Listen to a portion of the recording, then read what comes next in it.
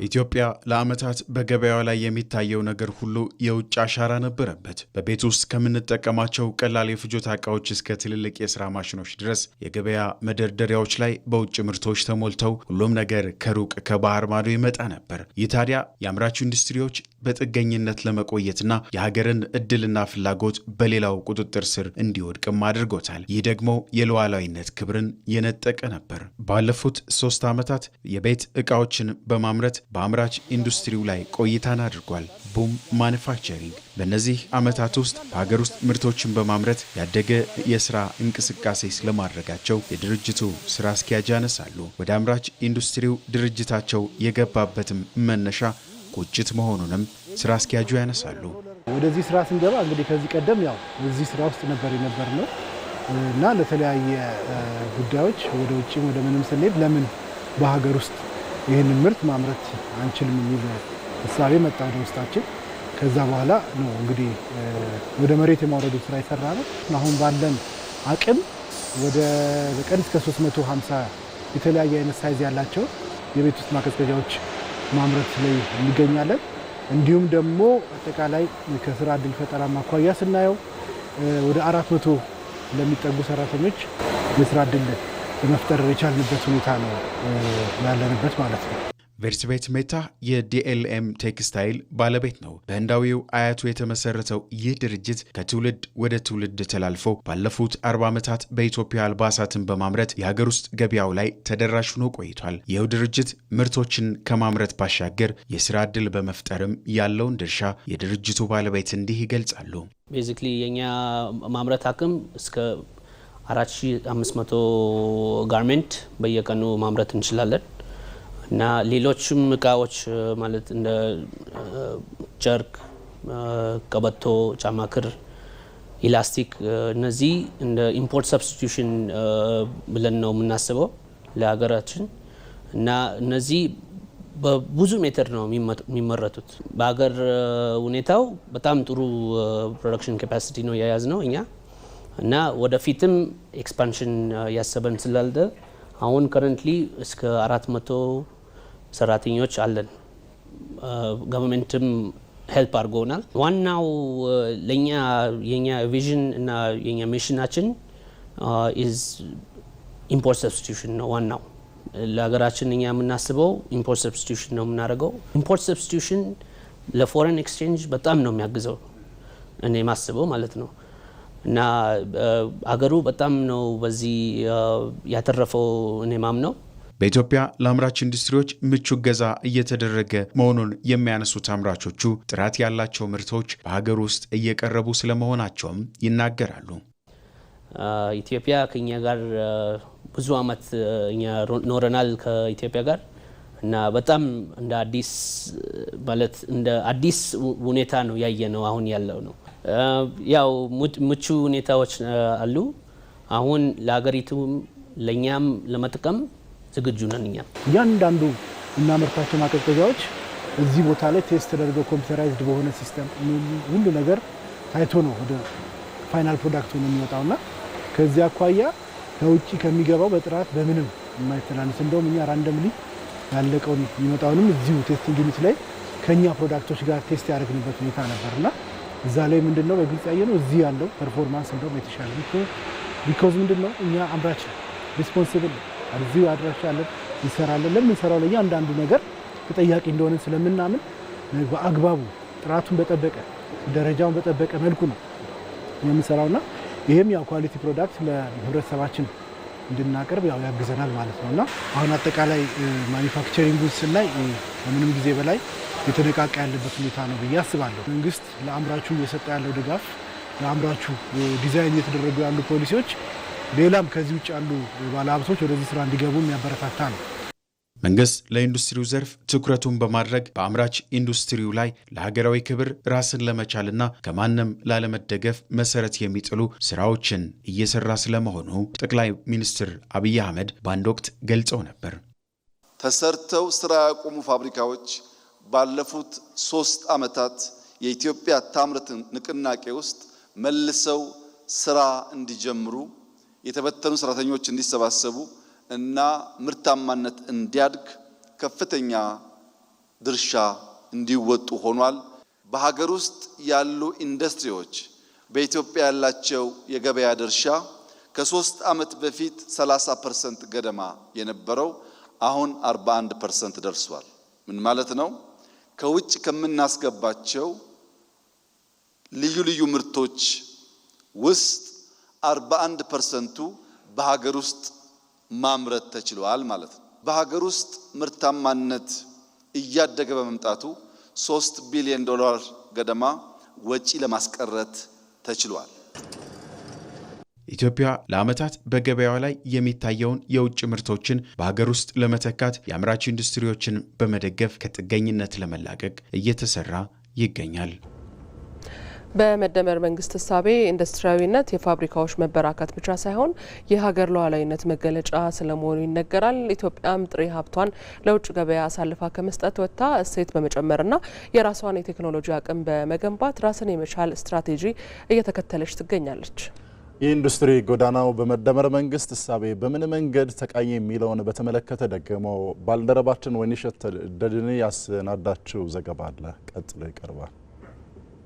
የኢትዮጵያ የኢንዱስትሪ ጉዞ ከዓለም አቀፍ ተሞክሮች በመማር ነገር ግን የሀገሪቱን ነባራዊ ዕድና ብሔራዊ ጥቅምን ማዕከል ባደረገ መልኩ በመደመር እሳቤ የተቃኘ ነው። የኢንዱስትሪ ልማት ከገቢ ምንጭነት ባለፈ የሀገርን ክብር የማስጠበቅና በራስ የመቆም ሉዓላዊ መብትን የማረጋገጫ ዋነኛው መሳሪያ ተደርጎ ተወስዷል። እንደ መደመር መንግስት እሳቤ ኢንዱስትሪያዊነት የፋብሪካዎች መበራከት ብቻ ሳይሆን የሀገር ሉዓላዊነት መገለጫ ነው። ጀርመን፣ ቻይናና ደቡብ ኮሪያ የራሳቸውን መንገድ ተከትለው ዛሬ ላይ ስኬትን ተቀዳጅተዋል። ኢትዮጵያም ጥሬ ሀብቷን ለውጭ ገበያ አሳልፋ ከመስጠት ወጥታ እሴት በመጨመርና የራሷን ቴክኖሎጂ አቅምን በመገንባት ራስን የመቻል ስትራቴጂ ትከተላለች። በኢትዮጵያ ታምርት ንቅናቄ ከዚህ ቀደም በከፍተኛ የውጭ ምንዛሪ ከውጭ ይገቡ የነበሩ እንደ ምግብ፣ ዘይት፣ ስንዴ፣ አልባሳትና የግንባታ ግብዓቶችን አሁን ላይ በሀገር ውስጥ አምራቾች እንዲመረቱ በማድረግ በራስ የመቆም አቅምን እያሳደገ ነው። ይህ ደግሞ በውጭ ኃይሎች ላይ ያለብንን የኢኮኖሚ ጥገኝነት በመቀነስ ለሉዓላዊነት ጉልህ አስተዋጽኦም አለው። የመደመር ፍልስፍና የኢንዱስትሪ መዘወሩ በእውቀትና በክህሎት የበለጸገ የሰው ኃይል መሆኑን ያምናል። የሀገሪቱ ወጣት ኃይል የዘመኑን ቴክኖሎጂ ታጥቆ ምርታማ እንዲሆን ማድረግ ደግሞ የአምራች ዘርፉ ዋነኛ ግብ ነው። ይህን ሂደት እስቲ እንመልከተው። የኢንዱስትሪ ፓርኮችና የሰው ኃይል ልማትን ስናይ ወጣቱን ኃይል በክህሎት ማብቃትና የቴክኖሎጂ ገብነት ማረጋገጥ ለሚለው ትልቅ ማሳያ ነው። በቦሌ ለሚ፣ በአዋሳና በድሬዳዋ ያሉ ኢንዱስትሪ ፓርኮችም የውጭ ቴክኖሎጂን እውቀትን ወደ ሀገር ውስጥ እንዲገቡ በማድረግ ማለትም ቴክኖሎጂ ትራንስፈር በማድረግ ድልድይም ሆነዋል። በሺዎች የሚቆጠሩ ኢትዮጵያውያን ወጣቶችም ቀደም ሲል የማያውቃቸውን ዘመናዊ የሆኑ የማሽነሪዎች አጠቃቀም፣ የአመራረት ጥራትንና የዓለም አቀፍ ገበያ ሰንሰለት በእነዚህ ፓርኮች ውስጥ እየተለማመዱ ነው። ይህም በእውቀት ላይ የተመሰረተ አምራች ዜጋን የመፍጠር ሂደትም አካል ነው። በተለዋጭ የዓለም ፖለቲካ ውስጥ ብሔራዊ ጥቅምን ለማስጠበቅ የአምራችነት አቅምን ማሳደግ አማራጭ የሌለው ጉዳይ መሆኑን ተመላክቷል። የመከላከያ ኢንጂነሪንግና የቴክኖሎጂ ሽግግርን ስንመለከት ደግሞ ቀደም ሲል የጦር መሳሪያዎችና ወታደራዊ ተሽከርካሪዎችን ሙሉ በሙሉ ኢትዮጵያ ከውጭ በመግዛት ላይ ጥገኛ የነበረችው አሁን ላይ በመከላከያ ኢንዱስትሪዎች አማካኝነት የተለያዩ የጦር መሳሪያዎችና ድሮኖችን፣ ወታደራዊ አልባሳትን በሀገር ውስጥ በማምረት መጀመሯ ይህ በዓለም አቀፍ ደረጃ ደግሞ የጂኦፖለቲካዊ ተጽዕኖ ውስጥ ሀገሪቱ ራሷን ለመከላከል የሚያስችል የቴክኖሎጂ ነጻነት ማለትም የስትራቴጂክ አውቶኖሚ እንዲኖራት እያደረገ ነው። የመደመር መንግስት የኢንዱስትሪ ልማት የሚከተለው እንደ አንድ የኢኮኖሚ ዘርፍ ብቻ ሳይሆን ጠንካራ ማህበረሰብንና የማይናወጥ መንግስትን ለመገንባት እንደሚያስችል የመዋቅራዊ ሽግግር ምሰሶ ነው። የኢትዮጵያ ብልጽግና የሚረጋገጠው የዜጎች የኑሮ ዘይቤ ሲቀየርና ሀገሪቱ በቴክኖሎጂ አምራች ዘርፍ ባለቤት ስትሆን ብቻ እንደሆነም ተገልጿል። የተቀናጁ የግብርና ማቀነባበሪያ ኢንዱስትሪ ፓርኮች ለምሳሌ የይርጋለምና ቡሬን ማንሳት እንችላለን።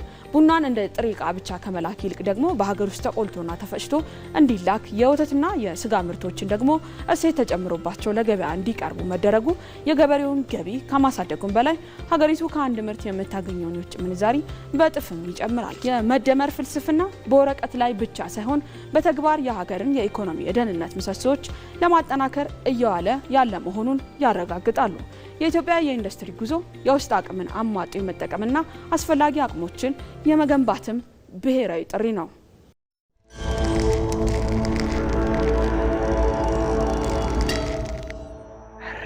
We'll get your aid. You need aid. You need aid. You lishber. Yo. Yardata sandiri yasfel.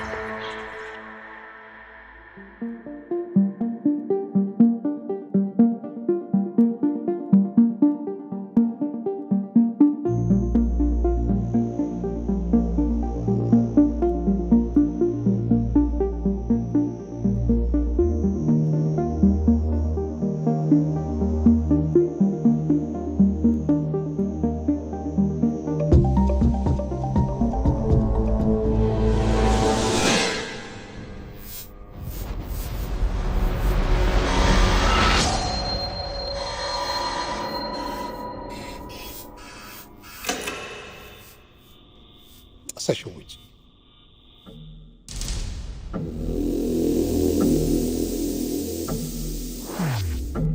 Sashowicz. በጥበብ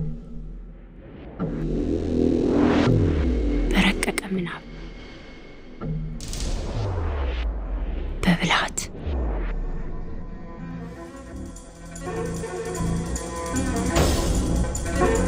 ፍጥነት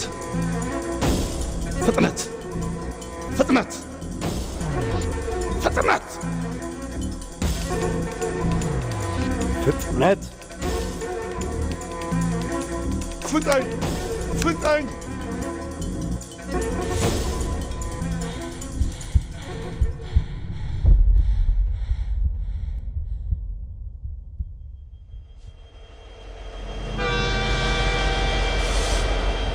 ይገርማል፣ ያጓጓል።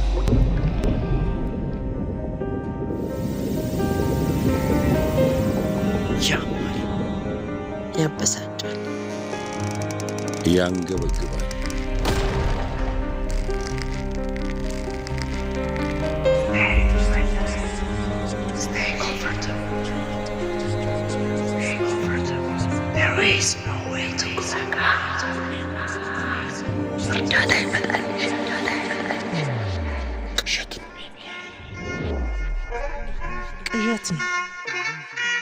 ቅዠት ነው።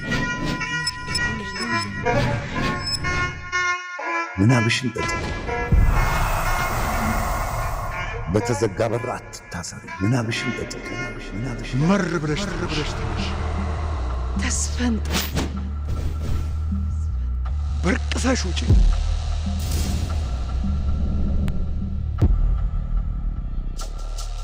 በራስሽ መንገድ ሂጂ።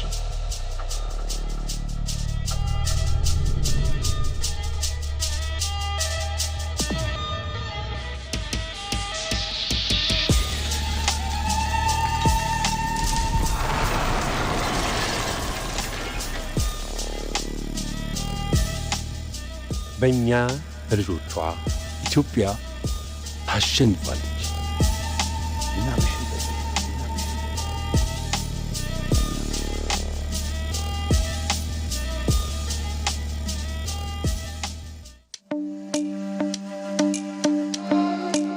እኛ ጨክነን የያዝነውን መልካም ሐሳብና ስራ ስንቀጥል የማናቃቸው በርካታ ሰዎች ተከታይ ብቻ ሳይሆን የተከታይ መሪ ይሆናሉ።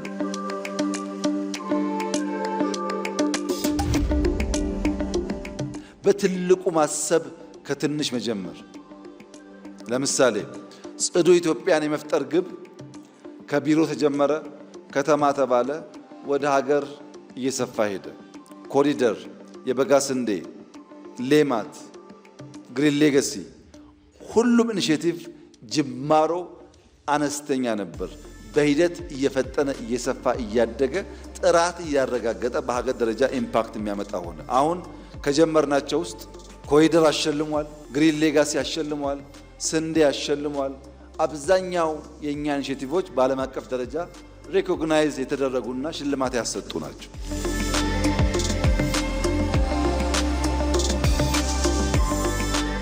ከእኛ ከእናንተ የሚጠበቀው የጀመርነው መልካም ዘር፣ የጀመርነው ፍጥነት፣ የጀመርነው ትጋት የተሟላ ፍሬ እስኪያፈራ ድረስ ባለማቋረጥ በቀናው ሐሳብ ቀን ከሌት ተግቶ ሰርቶ በስራ ማሳየት ነው።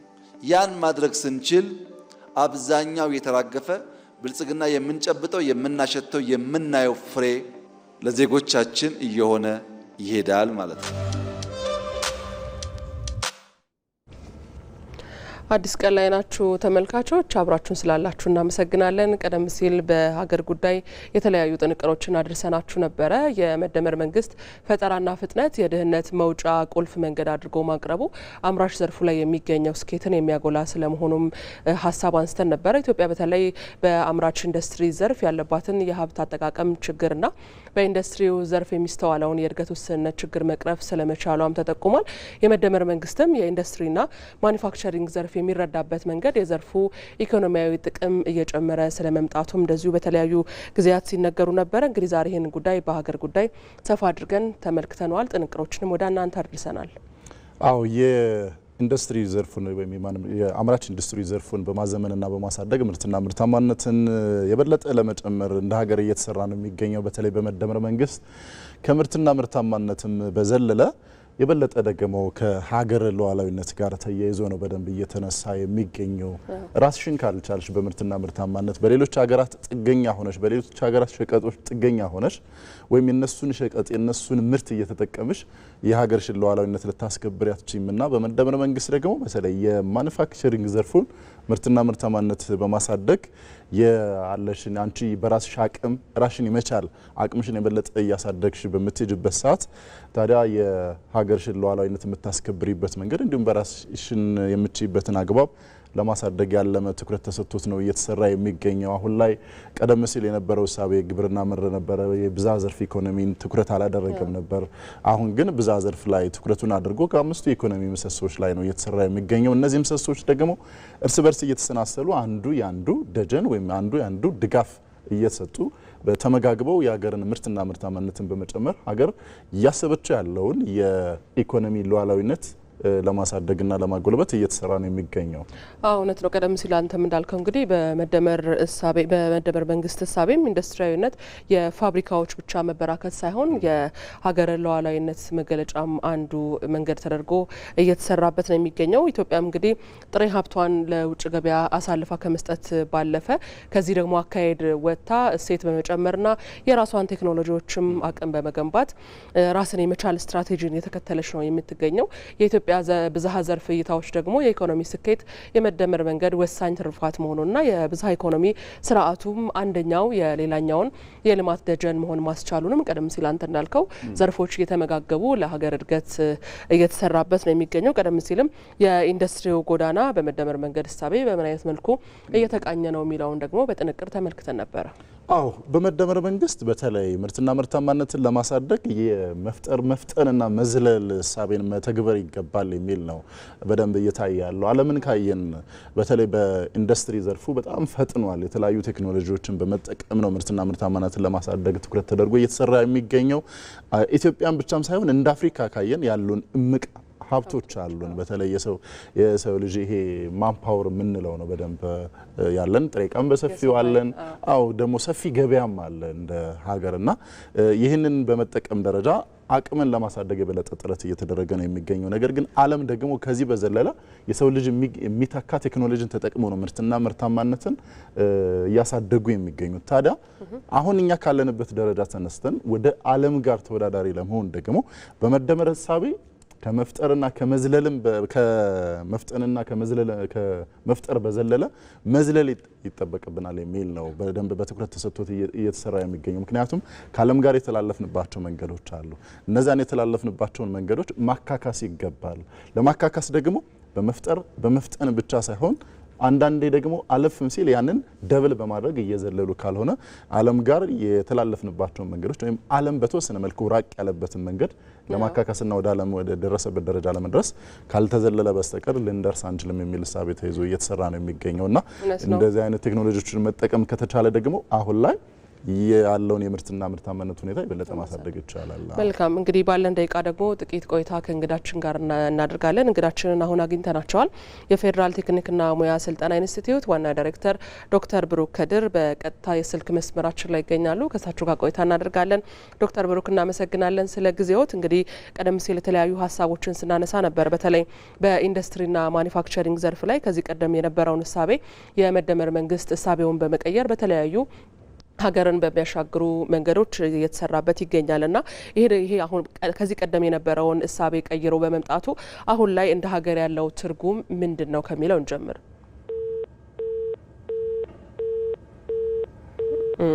ስልኩ ተቋርጧል። መልሰን የምናገኛቸው ከሆነ ጥቂት ቆይታዎችን እናደርጋለን። ቀደም ሲል እንግዲህ አንተም እንዳልከው በኢትዮጵያ የአምራች ኢንዱስትሪው ዘርፍ መነቃቃት ለበርካቶች የስራ እድል ፈጥሯል። ምርቶችን በመተካትም የውጭ ምንዛሪ ማስገኝቷል። ይህ ታዲያ እንግዲህ በሀገር ውስጥ የማምረት አቅምን እድገት በማሳየቱ የመጣ ውጤት እንደሆነ መግለጽ ይቻላል። ለኢንዱስትሪው ዘርፍ መንግስት የሰጠውን ትኩረት ደግሞ የውጭ ምንዛሬን በመተካት እንዲሁም በዘርፉ ያለውን የማምረት አቅም በማጎልበትም የሀገሪቱን ኢኮኖሚ እያገዘ ስለመምጣቱ በተለያዩ ጊዜ አምራቾች ይናገራሉ። የኢትዮጵያን የመልማት አቅም ወደ ጥቅም የቀየረ ሀገር በቀል የእድገት እሳቤና የብዝሃ ዘርፍ የኢኮኖሚ ስርዓቱም የተሟላ ሉዓላዊነትን ለማረጋገጥ መሰረት እየጣለ መሆኑም ይነሳል። እንግዲህ ቀደም ሲል እንዳልነው እንደ ሀገር የብዝሃ ዘርፍ የኢኮኖሚ ስርዓትም የመንግስት የህዝቡንና የግሉን ክፍለ ኢኮኖሚ የብዝሃ ተዋናይነትን ሚና በማስፋት ውጤት በማምጣት ላይ ይገኛል። የመደመር መንግስት እንግዲህ ሌላኛው ትኩረት ያደረገበት ደግሞ የውጭ ቀጥታ ኢንቨስትመንትን መሳብ ነው። በርካታ የውጭ ሀገራት ባለሀብቶች ወደ ሀገር ውስጥ ገብተው በተለያዩ የአምራች ኢንዱስትሪ ዘርፎች ላይ መዋለ ንዋያቸውን እያፈሰሱ ነው የሚገኙት። ታዲያ ደግሞ ይሄ በተለይም ከዓለም ጋር በመደጋገፍ በኢኮኖሚ ዘርፉ ላይ ያላትን እንቅስቃሴ በለጠ ለማጎልበት የሚያግዝ ተደርጎ ይወሰዳል። በሰፊው ነው እየተሰራ የሚገኝበት። የዓለም ሀገራትን ከተመለከት ለውጭ ቀጥታ ኢንቨስትመንት በሰፊው ሀገራቸውን ክፍት ሲያደርጉ ምን ያክል ውጤታማ እንደሚሆኑ ማየት እንችላለን። እንግዳችንን አሁን በቀጥታ መስመር አግኝተናቸዋል። የፌዴራል ቴክኒክና ሙያ ስልጠና ኢንስቲትዩት ዋና ዳይሬክተር ዶክተር ብሩክ ከድር በቀጥታ የስልክ መስመራችን ላይ ይገኛሉ።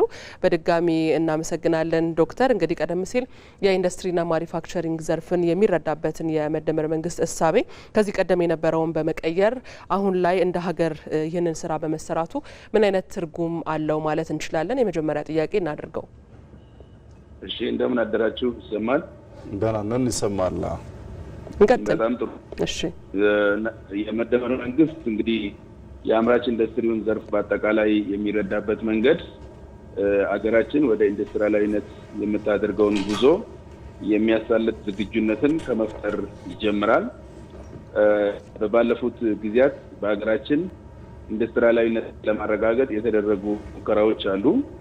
ዘመናዊት ኢትዮጵያን እውን ከማድረግ ጊዜ ጀምሮ በየጊዜው የተደረጉ ሙከራዎችን እንደ አቅም በመውሰድ እንደ መነሻ እንደ ወረት ወስዶ ነገር ግን መደመር በጽንሰ ሀሳብ ደረጃ ሀገራችን ወደ ኢንዱስትሪያላዊነት የምታደርገውን ጉዞ ከመተንተን ነው የሚጀምረው።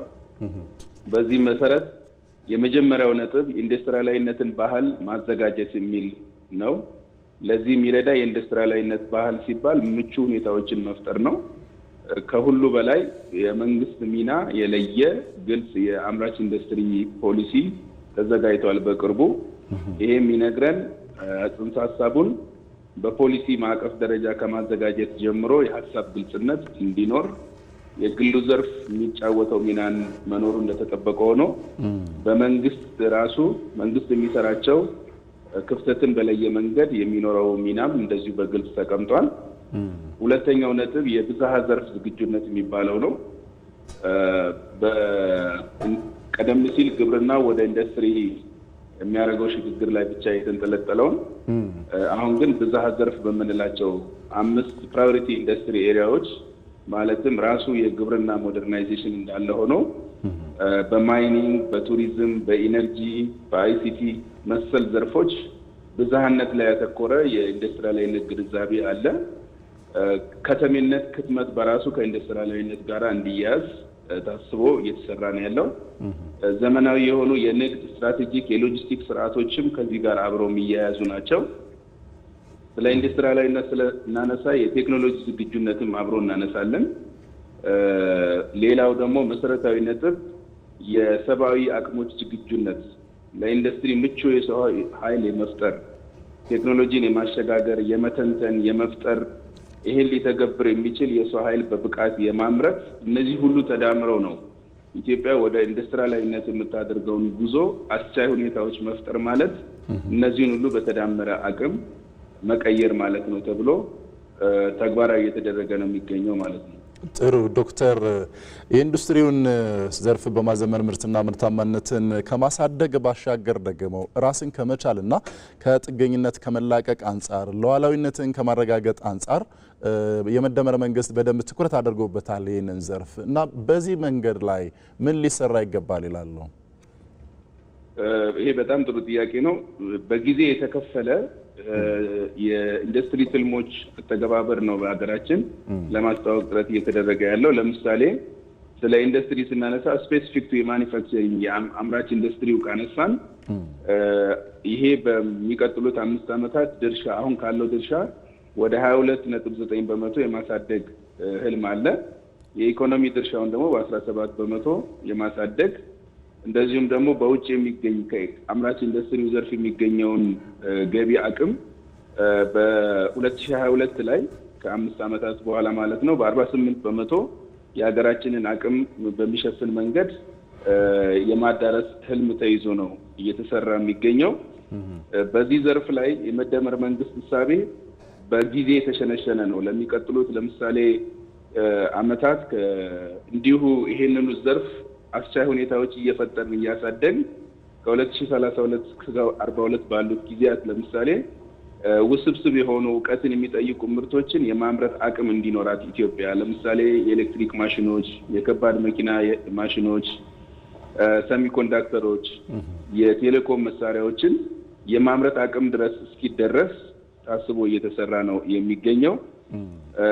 ከ2022 እስከ 30 ደግሞ ከወሰድ ለምሳሌ የብረታ ብረት አቅምን በአገር ውስጥ ለማምረት አሁንም የተጀመረ ትልሞች አሉ። የኬሚካል ምርቶች፣ ትራንስፖርት መሳሪያዎች፣ የሕክምና መሳሪያዎች፣ የመኪና የመቀጣጠም ከቀላል ጀምሮ የመኪና ክፍሎችን የመለዋወጫዎችን እነዚህ በጊዜ የተከፈለ አሁን ላይ እያደረጋቸው ያለው እናንተም አሁን በዜናቸው የዳሰሳቸው ኢትዮጵያ ማምረት የጀመረቻቸው ልምምዶች እያሰፋን በሂደት አሁን ባለው ጉዞ እያጠናከርን የተጠቀሱትን የምርት አይነቶችን በአገር ውስጥ የማምረትና በኢትዮጵያ የተመረተ የሚለውን ለኩራትን የሚፈጥር በአገር ምርት ኩራትን የሚፈጥርና የኛን ብራንድ ይዘው ለዓለም መውጣት የሚችሉ ምርቶችን እስከ ማምረት የሚደርስ የኢኮኖሚ ድርሻውን ከፍ ያለ ኮንትሪቢዩሽን ያለው ስራ ለመስራት ነው የሚገኘው። እናንተም እንዳነሳችሁት ኢንዱስትሪያላዊነት በአገር ማምረት ከሉዓላዊነት ጋር ነው የሚያያዘው፣ ከኩራት ጋር ነው የሚያያዘው። ያንን ታሳቢ ያደረገ ስራ በመደመር መንግስት እሳቤ ተቀምጧል ማለት ነው። ጥሩ። ሌላኛው ደግሞ ዶክተር በተለይ የዓለም ሀገራትን ከተመለከትን አንዳንዶቹ በጣም ፈጥነዋል እና በዘመናዊ ቴክኖሎጂ ነው የአምራች ኢንዱስትሪ ዘርፉን ደግፈው ምርትና ምርታማነትን ለማሳደግ እየሰሩ ያሉት። እኛ ምንም እንኳ ምቅ አቅም ቢኖረንም ከዓለም ጋር በተወሰነ መልኩ ልዩነቶች አሉ። እነዚህን ልዩነቶች ከዓለም ጋር የተላለፍንባቸውን ልዩነቶች በማጥበብ የአምራች ኢንዱስትሪውን ዘርፍ ምርትና ምርታማነትን በማሳደግ ረገድ የማካካስ ስራችን ምን ሊሆን ይገባል ይላሉ? በኢትዮጵያ ተስተካካይ እንድትሆን ከሌላው ዓለም ኢንዱስትሪያላዊነት በመንግስት ቁርጠኝነት የሚመራ ነው። ምንም እንኳ የግሉ ዘርፍ ሚና ኮንትሪቢዩሽኑ ከፍ ያለ ቢሆንም መንግስት የሚጫወተው የአስቻይነት ሚና ከፍተኛ ነው። ተስተካካይ እንድንሆን በሊፕ ፎርዋርድ አፕሮች ወይም ከሌላው ዓለም ትምህርት ወስዶ በሊፕ ፎርዋርድ ወይም በዝላይ መንገድ ሄዶ ነው ማሳካት የሚቻለው። ይሄን ለማድረግ 3 ስራዎች መሰራት አለባቸው። ባጭሩ የመጀመሪያው የስትራቴጂክ ዘርፎች መረጣ ነው። ኢትዮጵያ የሚያስፈልጓት ስትራቴጂክ ትኩረት መስኮች ምንድናቸው የሚለው መረጣ በጥንቃቄ መፈጸም አለበት። እየተፈጸመም ነው ያለው። ሌላው ደግሞ ስለ ሉዓላዊነት ስናነሳ በዚህ ውስጥ ተስተካካይነት የሚፈጠር የአገር ውስጥ የማኒፋክቸሪንግ አቅም የኢንዱስትሪያላይዜሽን የሚለውን ከፍ በማድረግ ነው። ከዛ አልፎ ደግሞ የዘመኑ ቴክኖሎጂዎች፣ የኢንዱስትሪ እውቀቶች፣ ክህሎቶችን ከሌላው ዓለም አምጥተን ተግባራዊ በማድረግ ተወዳዳሪ መሆናለን። ይሄን ለማድረግ መስራት ያስፈልጋል። ኢንዱስትሪ መሰረተ ልማት የሚባሉ አስቻይ ሁኔታዎችን እያሰፋን መሄድ አለብን። ከሁሉ በላይ ደግሞ ከሌላው ዓለም የምንማረው የአንተርፕረነሪያል መንግስት ባህሪን እንላበስ ስንል የመንግስትና የግሉ ዘርፍ ሁለቱ ተባብረው የሚሞሉትን ጉድለት በመሙላት ነው ይሄ የሚሳካው። ከዛ አልፈን ነው የሁለቱን የመንግስትንና የግልን የትብብር ሞዴል ተግባራዊ በማድረግ ነው ኢትዮጵያ ከሌላው ዓለም ተስተካካይ የሆነ ልትደርስበት የምትችለው ደረጃ ላይ መድረስ የምትችለው ማለት ነው። መልካም። የፌዴራል ቴክኒክና ሙያ ስልጠና ኢንስቲትዩት ዋና ዳይሬክተር ዶክተር ብሩክ ከድር እናመሰግናለን። መልካም ቀን ይሁንልዎት። አመሰግናለሁ። መልካም ቀን።